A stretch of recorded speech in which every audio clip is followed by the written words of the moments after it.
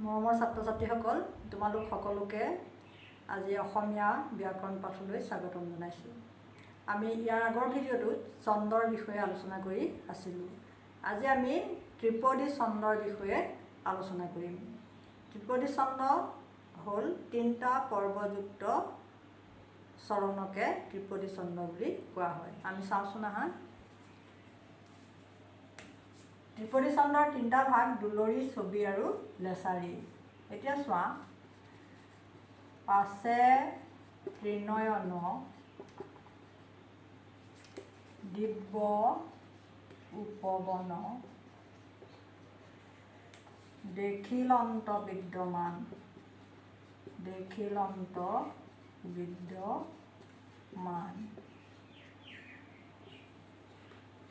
ফল ফুল ভৰি, জকমক কৰি,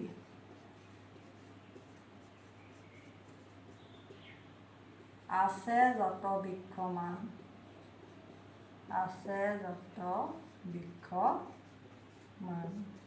কীৰ্তনত আছে।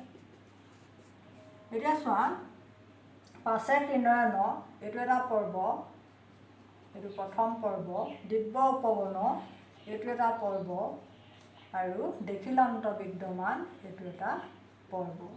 এতিয়া প্ৰথম পৰ্ব, দ্বিতীয় পৰ্ব, তৃতীয় পৰ্ব, এই 3টা পৰ্বযুক্ত হৈ এটা চৰণ হৈছে। ত্ৰিপদী ছন্দত আকৌ কি হয়, স্তৱকত 2টা চৰণ থাকে। আকৌ চোৱা, ফল ফুল ভৰি এইটো হ'ল 4ৰ্থ পৰ্ব, জকমক কৰি 5ম পৰ্ব, আছে যত বৃক্ষমান এইটো হ'ল 6ৰ্থ পৰ্ব।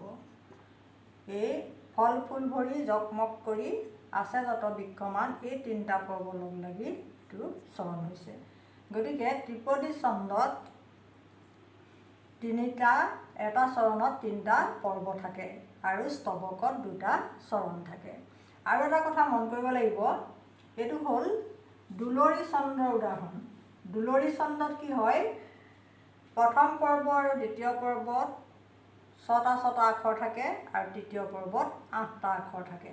ইয়াত 6টা, ইয়াত 6টা আৰু ইয়াত 8টা আখৰ, 6, 6, 8। আৰু চৰণৰ প্ৰথম, দ্বিতীয়, চতুৰ্থ আৰু পঞ্চম এইকেইটাৰ মিল আছে, আৰু তৃতীয় আৰু ষষ্ঠ পৰ্বৰ মিল আছে। এতিয়া প্ৰথম পৰ্ব, দ্বিতীয় পৰ্ব, চতুৰ্থ পৰ্ব আৰু পঞ্চম পৰ্বৰ মিল আছে, আৰু তৃতীয় পৰ্ব আৰু ষষ্ঠ পৰ্বত আখৰৰ সংখ্যাৰ মিল আছে। গতিকে এইটো হ'ল দুলৰী ছন্দ। দুলৰী ছন্দৰ ছন্দসজ্জা হ'ল 6 + 6 + 8। এইটো হ'ল দুলৰী ছন্দৰ ছন্দসজ্জা। এতিয়া এই ঘোষাফাকি চোৱা, ভগৱন্ত ভক্তিযুক্ত পুৰুষৰ আত্মাৰাম, মাধৱৰ প্ৰসাদে মিলয়, কৃষ্ণৰ কৃপাৰে সুখে গুচয় সংসাৰ ভয়, এহি মানে গীতাৰ নিৰ্ণয়। নামঘোষাৰ পৰা দিয়া হৈছে। এতিয়া ইয়াত প্ৰথমতে প্ৰথম পৰ্বত কিমান আছে আখৰ? 1, 2, 3, 4, 5, 6, 7, 8, 8টা আখৰ আছে। এইটো প্ৰথম পৰ্বত আখৰ আছে 8টা। দ্বিতীয় পৰ্বতো আখৰ আছে, দ্বিতীয় পৰ্বতো 8টা আছে। আৰু এইটো হ'ল তৃতীয় পৰ্ব, ইয়াত আখৰ আছে 10টা। এইটো এটা চৰণ। ভগৱন্ত ভক্তিযুক্ত পুৰুষৰ আত্মাৰাম, মাধৱৰ প্ৰসাদে মিলয়, এইটো এটা চৰণ। ইয়াত 3টা পৰ্ব আছে। প্ৰথম পৰ্বত 8টা, দ্বিতীয় পৰ্বত 8টা আৰু তৃতীয় পৰ্বত 10টা আখৰ আছে। আকৌ চোৱা, কৃষ্ণৰ কৃপাৰে সুখে গুচয় সংসাৰ ভয়, এহি মানে গীতাৰ নিৰ্ণয়। এইটো হ'ল চতুৰ্থ পৰ্ব, এইটো পঞ্চম পৰ্ব, আৰু এইটো হ'ল ষষ্ঠ পৰ্ব। ইয়াতো 8, 8 আৰু 10। এতিয়া এইটো হ'ল ছবি ছন্দ। ছবি ছন্দত কি হয়, স্তৱকৰ প্ৰথম, দ্বিতীয়, চতুৰ্থ আৰু পঞ্চম পৰ্বত আখৰৰ সংখ্যা সমান 8টাকৈ, আৰু তৃতীয় আৰু ষষ্ঠ পৰ্বত আখৰৰ সংখ্যা 10টাকৈ। গতিকে ছবি ছন্দত স্তৱকৰ প্ৰথম, দ্বিতীয়, চতুৰ্থ আৰু পঞ্চম পৰ্বত আখৰৰ সংখ্যা 8টাকৈ, আৰু তৃতীয় আৰু ষষ্ঠ পৰ্বত আখৰৰ সংখ্যা 10টাকৈ। ছবি ছন্দৰ ছন্দসজ্জাটো হ'ল তেতিয়াহ'লে কি 8, 8, 10 এইটো হ'ল ছবি ছন্দ। ছবি ছন্দৰ ছন্দসজ্জা। এতিয়া চোৱা ত্ৰিপদী ছন্দৰ অন্য এটা ভাগ লেছাৰী ছন্দ। এই কবিতাংশ চোৱা। শ্ৰীমন্ত শংকৰে প্ৰকাশিলা গোবিন্দৰ গুণনাম যশ জগতৰ লোকে পৰম আনন্দে গাৱে হেনয় শংকৰ গুৰু বিনে কমন কাৰণে আনজনে লোকৰ মাজতো আপুনি গুৰু বোলাৱে। এই লেছাৰী ছন্দ হ'ল এটাইকেইটা ছন্দতকৈ কিছু লেহেটীয়া ছন্দ। ইয়াত আখৰৰ সংখ্যা চোৱা।